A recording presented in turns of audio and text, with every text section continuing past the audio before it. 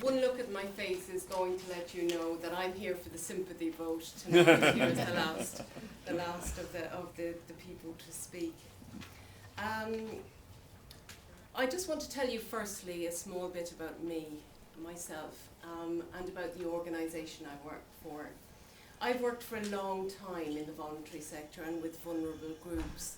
I've been with Advocacy for Older People for the last 6 years, and I've recently taken over as director of the project.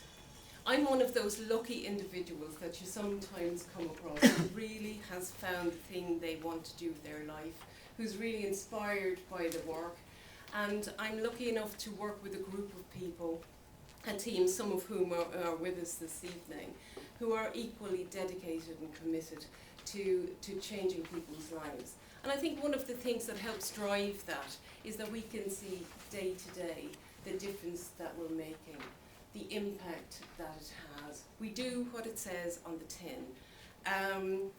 And over the last year, Advocacy for Older People in Greenwich was set up almost 20 years ago in 1996. But over the past year, for instance, we've helped 350 to 400 people locally in Greenwich.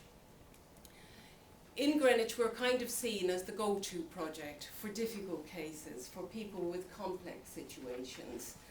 And often our clients are people who have experienced the revolving door.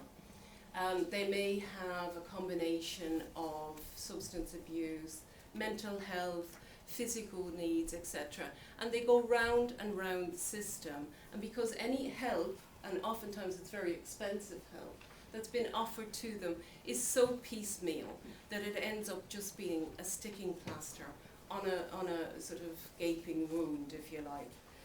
What we try to do, and I think we succeed very admirably, is to provide sustainable solutions for people and help them, enable them to find ways of managing their situation and their future lives.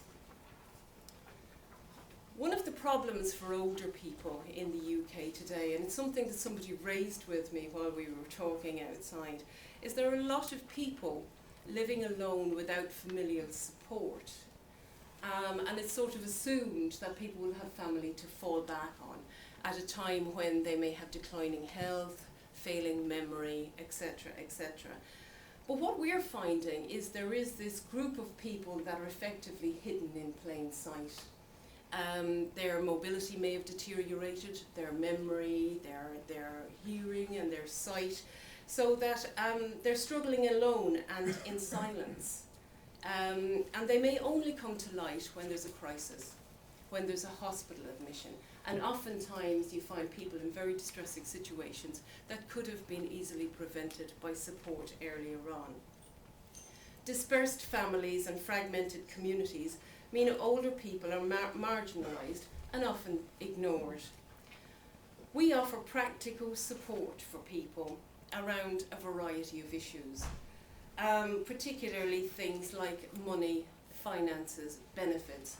Pensioners are often living in quite shocking poverty and deprivation and don't know what they're entitled to. We also help people move to more appropriate accommodation when those sorts of needs arise. We also work with fuel poverty and with care issues and issues around accessing the kind of medical help that they need. What we aim to do as an advocacy project, obviously, is to help people have a voice, to be heard, because older people are often not listened to. People think that they're acting in their best interests, and it may be very far removed from what the older person themselves actually wants. We want people to be able to have the information, to make the choices, to know what's available for them and what they're entitled to, and to make informed choices about the way they want to live their lives. We work in a way that's person-centred, that's holistic, and that's asset-based, insofar as we see people in terrible situations, but they often have the means at their disposal and the resources around them in terms of community, services, and their own income to restart their own lives and make it manageable. And we help them to do that. Financial abuse all kinds of elder abuse, in fact, are something that we're faced with day in, day out, but particularly in the over 75 age group. One of our clients, Jim, came to us initially because his sheltered scheme was closing down. It was being decommissioned, and we helped him find a new home. We helped him with practical issues around finance and benefits, but he was hospitalised. And because we'd helped him with benefits, we realised, and with his income, we realised that he was still having cash withdrawals made from his account by somebody else without his knowledge or consent. So we raised a safeguarding alert and got the police and social services involved, and we managed to get the money back for him. We still support him with volunteer support.